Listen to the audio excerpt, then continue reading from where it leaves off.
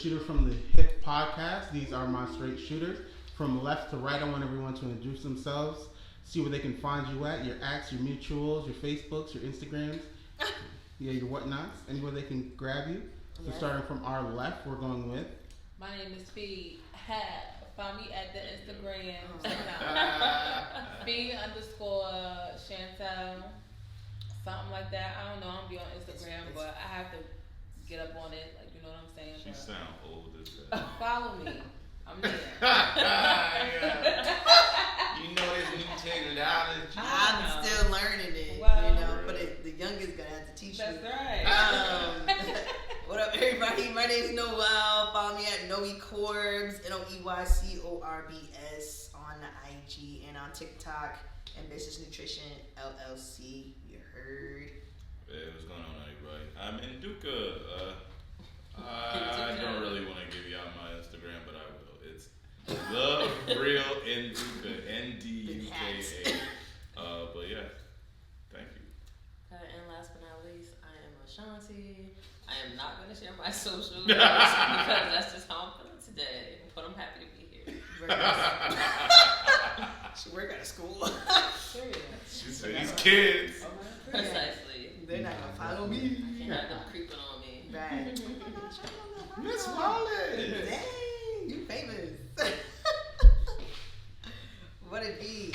I like that. Straight shooters.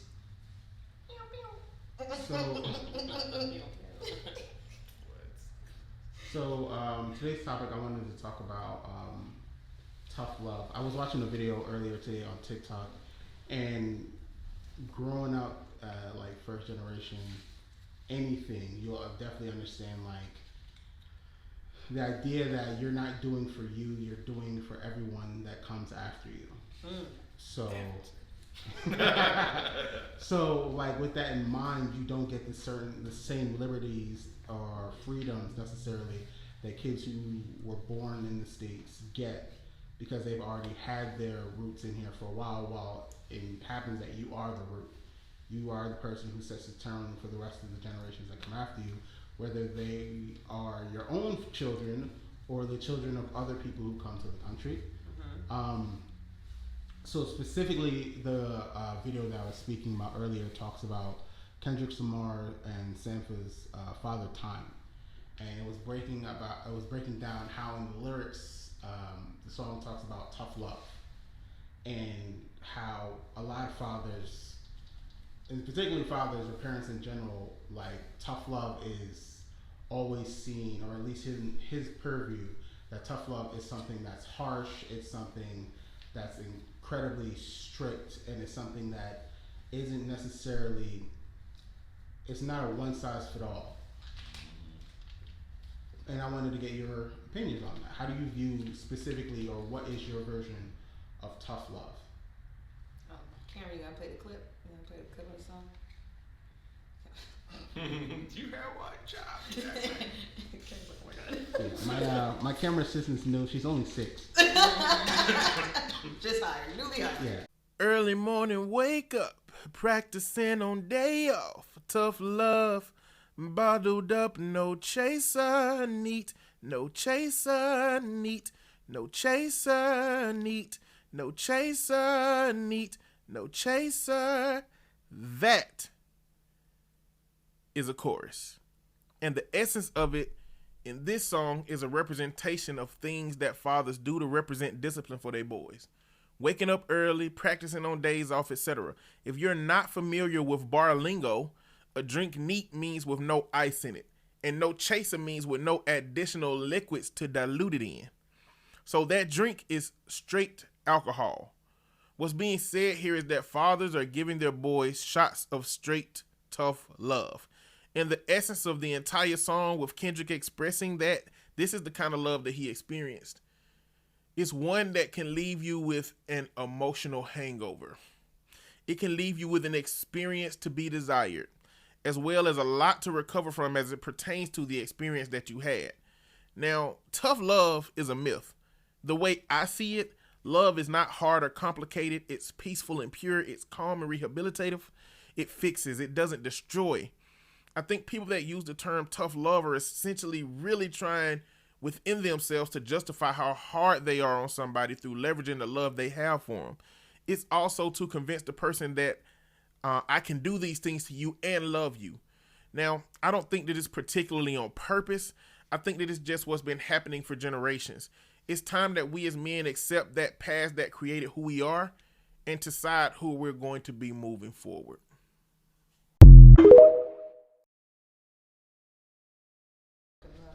Okay, I really can't see it, but we'll credit him at the end. Yeah, I'll put his at Yeah. at the Yeah, I can see it. section where the video actually pops up. Okay. So with his perspective, I definitely understand what he's saying. Thank you. But again, I think perspective it gives you the best outlook on things in general. I much rather understand and disagree than just disagree for just agreement's sake. Yeah. So I wanted your guys' perspective. Nah. Yeah. I'll go first. I think depending on the child, that's what the method how you give them, I guess, put in quotations, tough love. Growing up, obviously, in my family, tough love was a thing. My pops is all about tough love. So I got whoopings and all that. But like for me, it depends again on the child. Certain kids, you obviously you don't have to whoop them to like those crazy extents. But some kids need that stern, like reprimand. What's the word? Reprimand. Yeah, there we go. That's the word I'm searching for. Certain kids, for me speaking for me, I think certain kids do need that tough love. Obviously, not everybody is the same. Prime example, me, I think I needed that to an extent.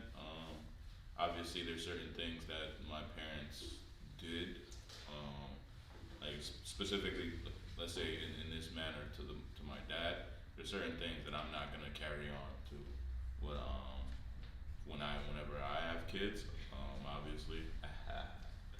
But no, I think it's needed to an extent. It depends on the child. Not everybody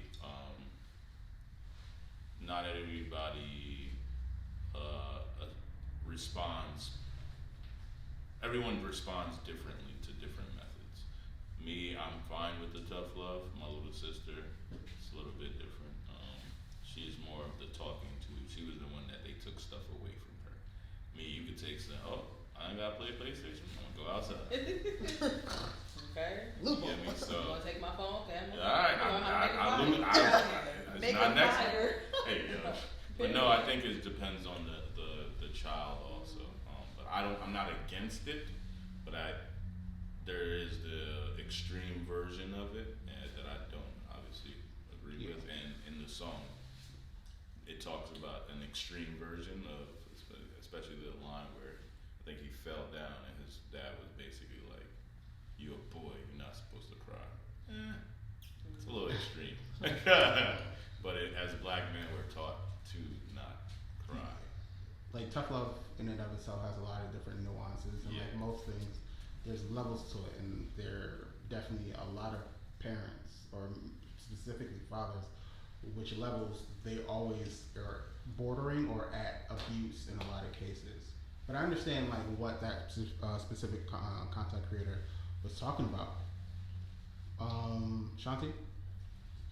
I mean, I agree with you both in the sense that I think it depends on your interpretation of tough love.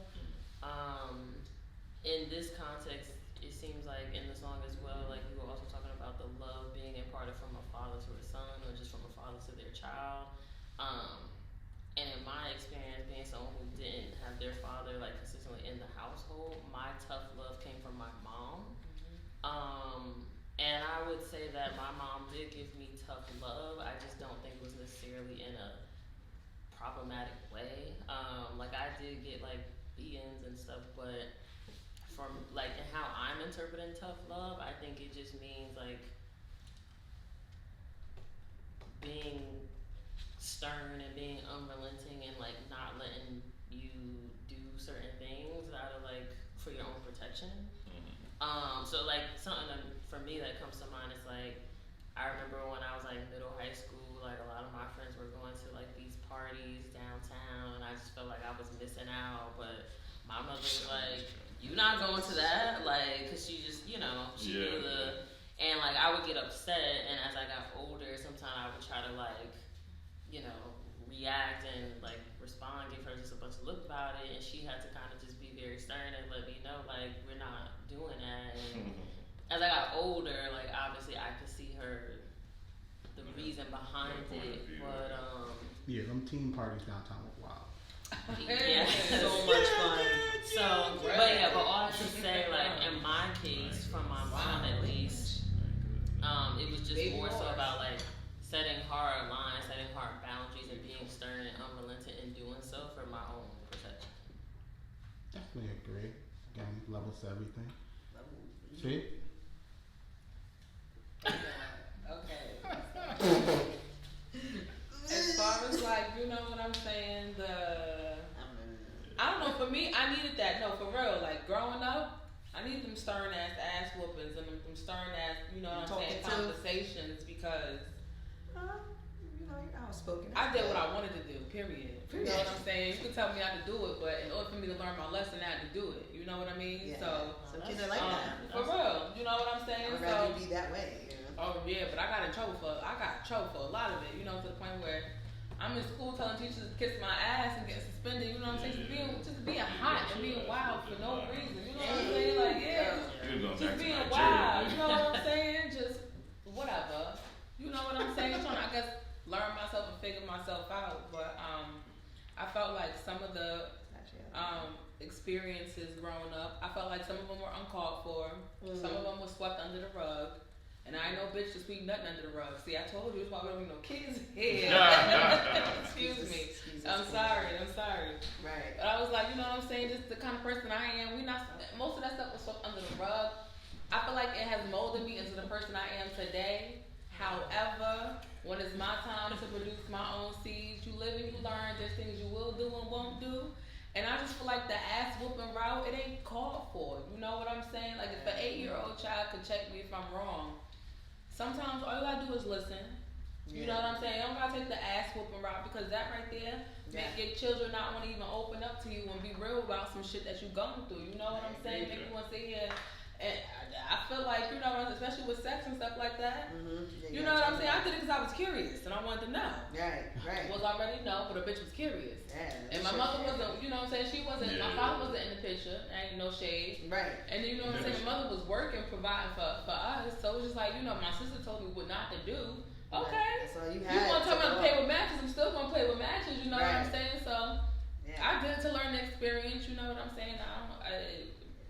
Molded me into the woman I am today, and I'm humble for it. But I just feel like there's a lot of things that, as parents, you know, especially with listening to your children, as far as like communication goes, instead of just wanting to be so quick to pick up the belt, bitch, break the chain. Yeah, break the chain. Break that chain. Right. Go get that oil, slide that shit, cause ain't nobody got time. Yeah. You know what I'm saying? Do something. Yeah. You know what I'm saying? That's how I feel. I got you. No, yeah, I mean, kind of along the same lines. You know, my mom, pretty progressive. Just me and her. My dad, you know, me and Shani grew up as like sisters, but you know, still two different households. So, you know, dads weren't really there. But you know, me and my mom. One thing my mom always said was like, yo, like it's just you, like you're only child. So, you know, she was like, I think that we got to talk about a lot more stuff. So she did the best she could as a single mom. I think we kind of like just looked at each other one time. She was like, "It's alright. I'm not even gonna whip you today. Like it's not even that serious." Like, you know, she probably kind of made like a conscious decision. Like 4th grade, like I think we get it, because I kept like losing my sweater. And so I was just like, really? I think at one point I was like, really though? Like in 4th grade, I was like, mommy, like I get it. Like you gonna learn this. You gonna learn. And then I think me and her was just looking at each other like, alright, bro. I was like, you see the tears? Like we good? Like so I think after like 4th grade, I stopped getting whippings because our mom was like, that's a lot of energy. And then I think she just processed it like that's all her mom knew, you know. So to try to discipline like 6 kids, you know, you trying to. Yeah, bro. At what extent were your ass whoopings? Like, with what object and to what extent? I got belts. Me and Shiny's grandmother had switches. in the South. You okay? Yeah, Yes. you got to pick the leaves That's right. off your own switch. I don't even know how that messed me up. I was I like, had belts, but then it. oh, you didn't have branches? Oh, we had branches. I had belts, but in high school it got to them. The hands. Hands. Oh, we boxed. Luckily, it wasn't like even though I just jokingly said the hands, it was never. Like, my dad was never to that lean towards the abusive. It was never that, but there were ass whoopings that I got, and I'm like, hey, yo. I've gotten ass whoopings for Ugo. No, yeah. For Me and Sharon just talking about that. Dang. Lord, so many. That's why I talk to her like, you don't even know. Bro. You don't know, man. You get ass whooping when you did that, and I said I did it, so you wouldn't get an ass whooping. Because that was just not her. She didn't know how to handle that aspect properly. And going along the lines of that, like when you taking ass whoopings for siblings, because I'm on this damn 7. Like I've done that more than once, taking ass whoopings. Yeah, I've taken ass whoopings for every one of my siblings. Yeah, right. Yeah. I'm not gonna talk about the most famous one, but we'll do that on another one. Mine. Yeah. So my famous one was borderline abuse. Oh. Right. That one. That's the only time. I mean, but you hear the theme. That's the only time that whole generation thought. Called, my dad would have gone to jail. Yeah. No, but they thought ass whoopings were a form of discipline. Yeah. That exactly. all of our parents. I don't care what culture you from. Yeah. That era thought. Right. That's how they were taught. It's not. Well, it's definitely what they were taught.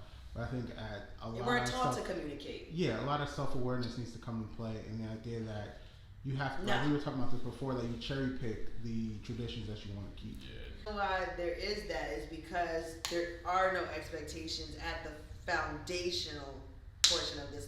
Like this is what expectations on men. You talking about? Right. Like the the father telling Kendrick, you gotta get up, don't cry, all of that. That's what he was taught, and all that rhetoric is, The rhetoric, I think, with the tough love is that. Yeah, that comes from as a man, struggle. It's not just it's a struggle, but it's like it's the continued mentality that we are forever in war. Like you as a man have to you as a man have to be willing to sacrifice not just your mental faculties, but your physical well-being to make sure the women around you are like not just emotionally secure but physically secure. I can't be your rock if like I'm crying. So that's that's misconception. The misconception, the mindset behind it is I can't be the beam, the column for the family. I can't be the boulder, the rock, or whatever. Right. If I'm the one that everyone has to worry about. Yeah. But that's obviously like the flaw. It's the catch-22. Yeah, it's like operate under the assumption that you have to fit this one mold. That's what's. Like I can't be a villain and express my emotions. That is the extreme that a lot of people go to because a lot of Yeah. people don't understand nuance. Yeah. But that's what, specifically in the black community, as a black man, because the world isn't as friendly. Yeah. Or let me rephrase: in the United States, your color is weaponized. Pretty the much. world isn't as friendly towards blacks. Obviously black women, but black men, because they're the first line of defense, right? As a man, you're the first line of defense in the family. So if I can get rid of you as a black man and move you, whether it's to jail or do something, you're the first line of defense, right? So growing up, that's what's instilled in you to basically say, hey, you got to be a strong black man for when you get older, because the world isn't that kind to you, and you need to have that tough skin to be able to take on this, to make sure your family's good. I get it. I agree to an extent. The problem, luckily, speaking for myself, my father was never the men don't cry. I've seen my dad cry numerous times, but there are some qualities that I'm like, yeah, I can't mess with that because that doesn't make sense because of how his upbringing was, that men do this, and you shouldn't be doing that because you're not a woman or something like that, right? Certain aspects, I'm like, masculine aesthetic Yeah. that comes with the. So because of how his upbringing and especially with him, it was you in the when he was raised. It was I told you to do this, you do it. All right. So they weren't really taught to address emotions, certain emotions at least.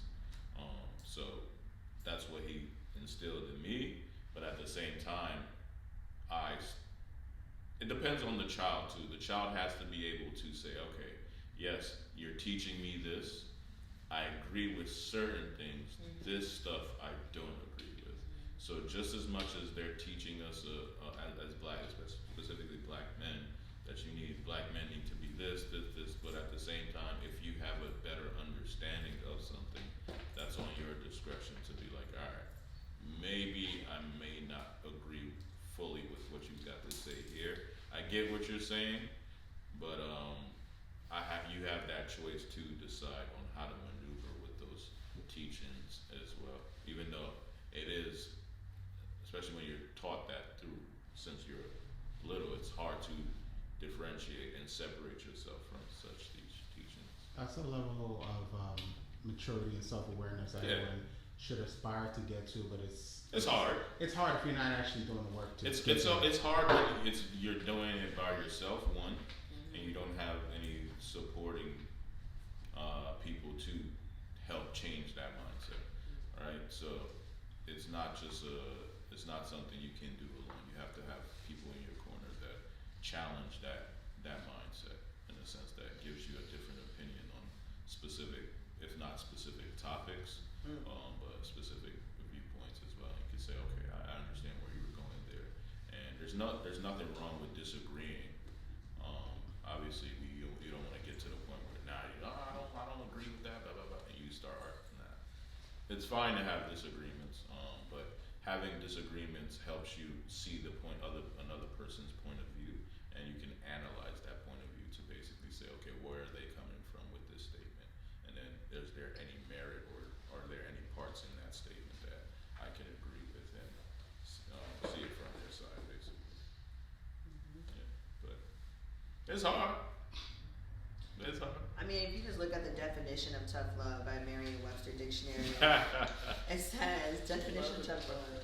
And like, you gotta look at words, and I think that's you know what I'm saying. Like we talk about communication, but like let's break down words, right? And so I follow a couple of people, influencers, speakers, motivational speakers, but they start to break down the words. So I didn't know tough love was a noun in the dictionary, and it says love or affectionate concern expressed in a stern or unsentimental manner as through discipline, especially to promote responsible behavior. So like we all said, and especially you feel like that's what they were trying to instill, is to try to get us on like the right path, right? But in their mind, it's like, let me show them like, hey, look, you gotta see I'm serious.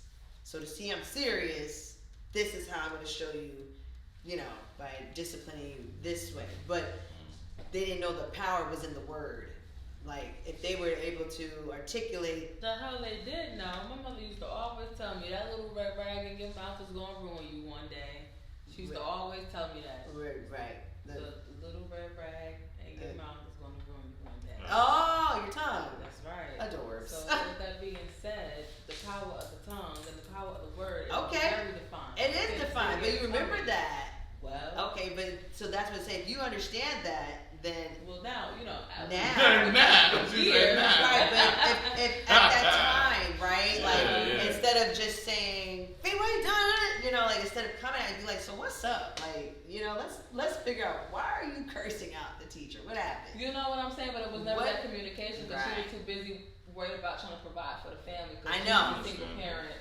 So, you know let me discipline you. So when it came to like really learning shit, right, you had to learn on your own. You know what I'm saying? With the peers of others, but however. Yeah, teachers. You get influenced by other people, but that's what it has in the dictionary, love or affectionate concern. So it's not that they don't care, it's just that in their minds. This is my way of making sure you come out right. Right, like I'm gonna get you. I made it this far. I made it this far. That's exactly. Right. I made it this far. But I got this.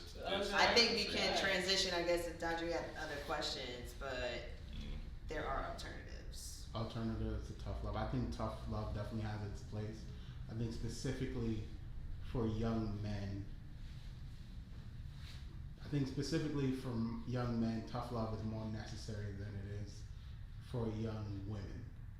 I think the levels are a little bit higher for young men because it's necessary. It's like discipline. As a young man, you need discipline more than anything. If there were more disciplined young men in the world, there'd be a lot less issues. Then maybe not so much discipline young men, but teach discipline, teach resiliency. I don't think not necessarily. I don't think tough love is just for young men. I don't think it's just for young men. I think it's more. It's the level of tough love or discipline is necessary for young men because of the way the world will look at young men. If we didn't have if we took race out of the equation, young men or men in general are responsible for more murders, more attacks, or more physical versions of violence. And if we taught that discipline, that ability to take a step back and just slow your roll for a second and breathe, all that meditation. All that. If there were more young men capable of doing that, there'd probably be a lot less things going wrong in the world.